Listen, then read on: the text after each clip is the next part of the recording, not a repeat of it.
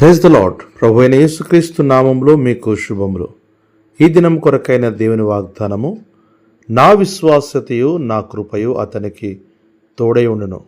కీర్తనలు 89వ అధ్యాయం 24వ వచనం. దేవుడు నమ్మదగినవాడు. మనము నమ్మదగని వారమైనను ఆయన నమ్మదగినవాడుగా ఉండును. ఆయన వాగ్దానం ఇచ్చి నెరవేర్చువాడు. నాడు దావీదు విషయమై నా విశ్వాస్యత, నా కృప అతనికి తోడై ఉండును అని చెప్పాడు. దావీదు దేవుని చేత ఏర్పరచబడినవాడు.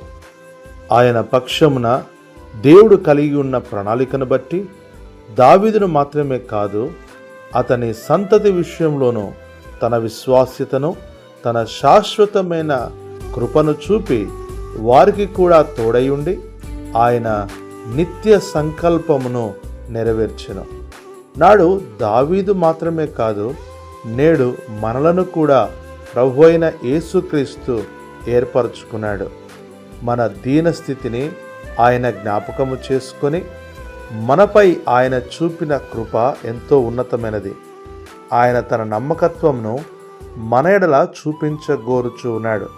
అనగా ఆయన నీ విషయమై కలిగి ఉన్న ప్రణాళిక నెరవేర్చుటకు ఆయన ఎంతో ఆతురపడుచున్నాడు. మరి నీవు దావీదు వలె దేవుని హృదయానుసారుడుగా జీవించుటకు తీర్మానించదవా? అట్లు తీర్మానించుటకు ప్రభు నీకు సహాయం చేయనుగాక. ఆమెన్.